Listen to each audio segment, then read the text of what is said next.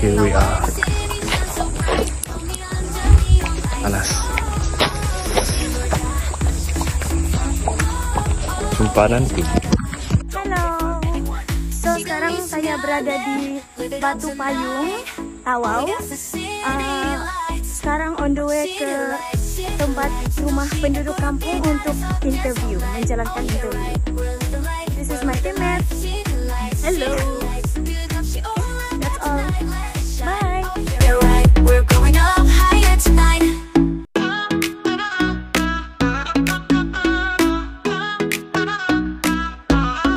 See the lights, 도시의 불빛 아래서 dance all night. Oh yeah, right. We're living life. See the lights, 끝없이 올라가 tonight. Let it shine. Oh yeah, right. We're going up higher tonight. 전화해줘, yeah, I'm on my way. Hold tight, we'll dance all day. Where the city shines so bright. Know me under neon lights.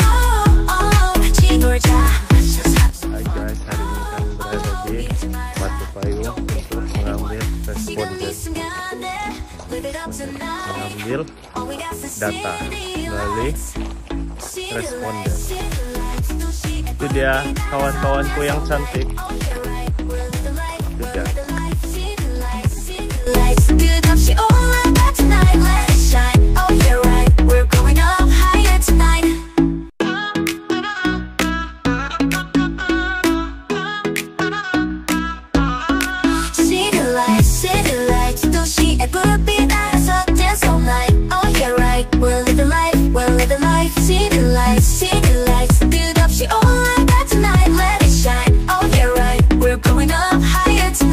전화해줘, yeah, I'm on my way. Hold tight, we'll dance all day. Where the city shines so bright. Know me under neon lights. 같이 놀자. Let's just have some fun. 미루지 마라. Don't wait for anyone. 지금 이 순간에 live it up tonight. All we got is city lights. City lights. 도시의 불빛 아래서 dance all night. Oh yeah, right. We're living life.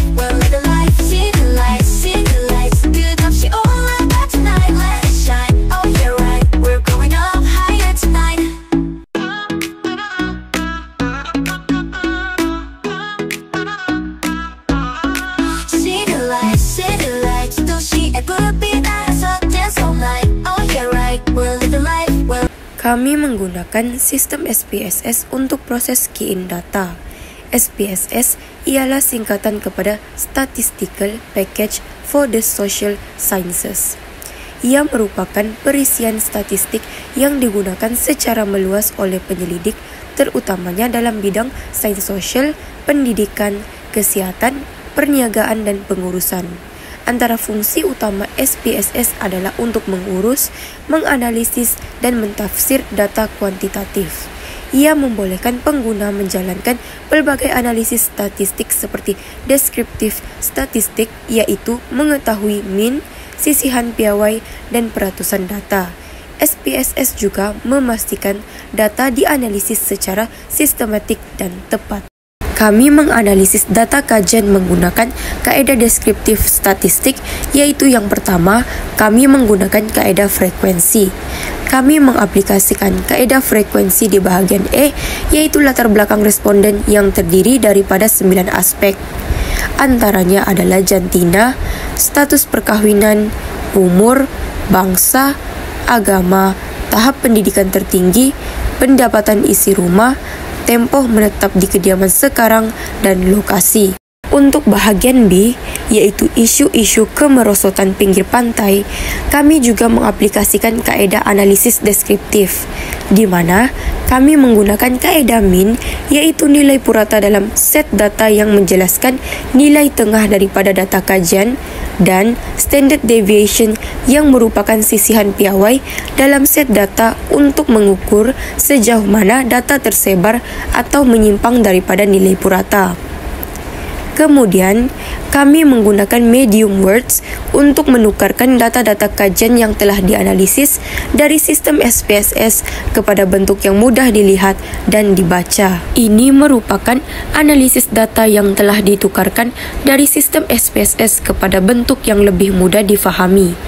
terdapat 4 jadual data yang kami buat, yaitu jadual A tentang latar belakang responden, bahagian B tentang isu-isu kemerosotan pinggir pantai, bahagian C tentang aktiviti manusia yang menyebabkan degradasi alam sekitar berlaku, dan bahagian D adalah tentang langkah-langkah pemeliharaan dan pemuliharaan pantai yang telah dijalankan. Berikut merupakan analisis dapatan kajian kumpulan kami bagi bahagian E, yaitu latar belakang responden. Terdapat 9 aspek di bahagian ini, yaitu yang pertama adalah jantina. Hasil data mendapati bilangan jantina perempuan lebih tinggi berbanding lelaki, di mana bilangan jantina perempuan mencatat kekerapan sebanyak 11 bersamaan 68.8%, manakala jantina lelaki hanya mencatat kekerapan sebanyak 5 bersamaan 31.3%. Kedua, aspek status perkahwinan.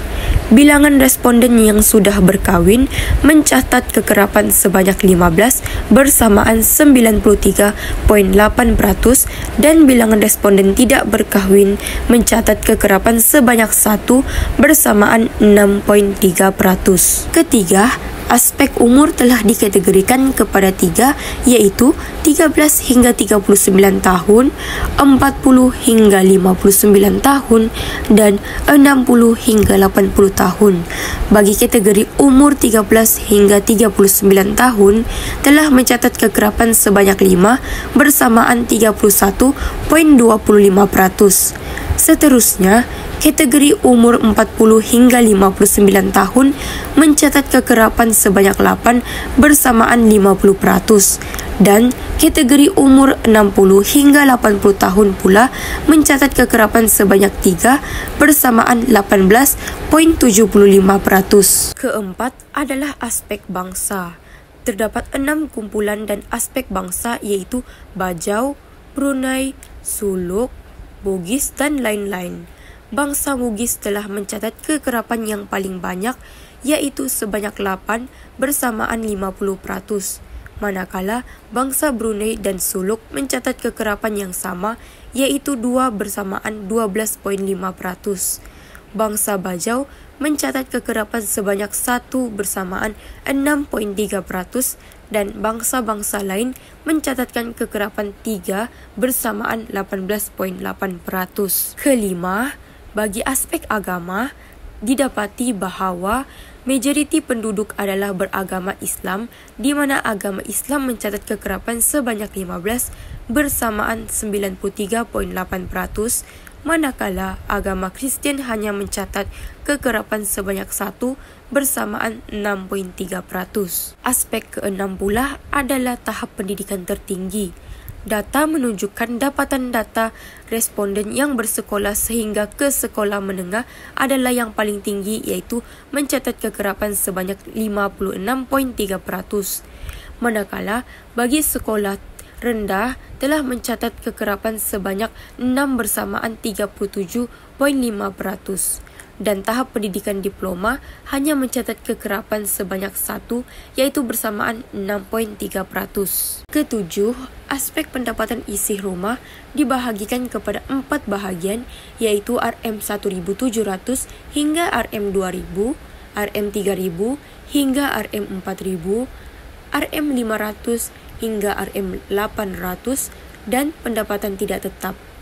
Pendapatan isi rumah sebanyak RM1.700 hingga RM2.000 mencatat kekerapan terbanyak, iaitu 9 bersamaan 56.25%.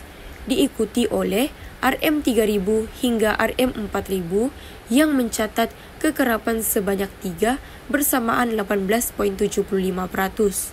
Seterusnya, bagi pendapatan isi rumah RM500 hingga RM800 mencatat kekerapan sebanyak 2 bersamaan 12.5%.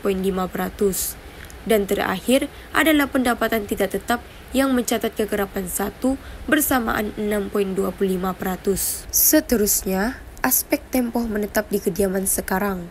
Hasil kajian mendapati majoriti penduduk telah lama menetap di Kampung Batu Payung, di mana data menjelaskan bahawa kekerapan tempoh penduduk menetap di sana lebih dari 10 tahun adalah sebanyak 11 bersamaan 68.8%. Penduduk yang menetap kurang dari 5 tahun mencatat kekerapan sebanyak 4 bersamaan 25%. Dan penduduk yang menetap di antara 5 hingga 10 tahun mencatat jumlah paling rendah iaitu kekerapan sebanyak 1 bersamaan 6.3%. Akhir sekali, aspek lokasi menunjukkan majoriti responden adalah penduduk Kampung Batu Payung di mana beratusannya adalah 100%. Seterusnya, persembahan dapatan kajian bagian B, yaitu isu-isu kemerosotan pinggir pantai. Berdasarkan kajian yang telah dilakukan, didapati bahawa isu-isu yang sering berlaku yang menyebabkan kemerosotan pinggir pantai adalah kawasan laut dan darat Kampung Batu Payung. Tawu dicemari oleh sampah sarap. Buktinya, isu pencemaran sampah sarap di Kampung Batu Payung memperolehi min yang paling tinggi, yaitu sebanyak 4.13. Hal ini kerana semasa sesi menemu bual responden, ramai responden yang setuju dengan isu kawasan laut dan darat Kampung Batu Payung, Tawau, yang dicemari oleh sampah sarap. Bagi isu yang sangat tidak disetujui oleh responden adalah isu kawasan laut dan daratan dicemari oleh tumpahan minyak serta isu dicemari oleh bahan kimia atau sisa-sisa industri. Buktinya, kedua isu ini memperoleh min terendah iaitu sebanyak 1.13. Seterusnya, bahagian C iaitu tentang aktiviti manusia yang menyebabkan degradasi alam sekitar. Berdasarkan kajian yang dijalankan, didapati aktiviti manusia yang menyebabkan kemerosotan pinggir pantai adalah jumlah pengunjung, pelancong yang terlalu ramai di Kampung Batu Payung. Buktinya, dapatan data jumlah pengunjung atau pelancong yang terlalu ramai menunjukkan min yang paling tinggi sebanyak 4.25. Hal ini kerana semasa sesi menemu bual ramai responden sangat setuju dengan pernyataan ini. Sebaliknya, aktiviti manusia yang sangat tidak disetujui oleh responden adalah penebangan hutan bakau. Buktinya, aktiviti manusia yang ini memperoleh min terendah sebanyak 1.44 saja. Akhir sekali, bahagian D iaitu langkah-langkah pemeliharaan dan pemeliharaan pantai yang telah dijalankan. Berdasarkan dapatan kajian, langkah-langkah pemeliharaan dan pemeliharaan yang menjaga kawasan pinggir pantai Kampung Batu Payung Tawau adalah aktiviti gotong royong membersihkan kawasan pantai. Buktinya, aktiviti pemeliharaan dan pemeliharaan yang mendapat min tertinggi iaitu sebanyak 3.94. Sebaliknya, aktiviti pemeliharaan dan pemeliharaan yang tidak disetujui oleh responden adalah mengelakkan pengambilan air bawah tanah secara berlebihan yang mencatat min terendah iaitu sebanyak 1.81. Hal ini kerana ramai responden mengatakan bahawa di kawasan kampung tersebut tidak memiliki sumber air bawah tanah. Kesimpulannya, berdasarkan dapatan kajian, kemerosotan pinggir pantai di Kampung Payung berpunca terutama daripada pencemaran sampah sarap dan kehadiran pelancong yang terlalu ramai. Dalam aspek pemeliharaan dan pemeliharaan, aktiviti gotong royong membersihkan kawasan pinggir pantai dilihat sebagai langkah paling berkesan. Sebaliknya, isu tumpahan minyak, pencemaran kimia, penebangan hutan bakau serta pengambilan air bawah tanah tidak dianggap signifikan oleh responden, menunjukkan isu-isu ini kurang berlaku di kawasan tersebut.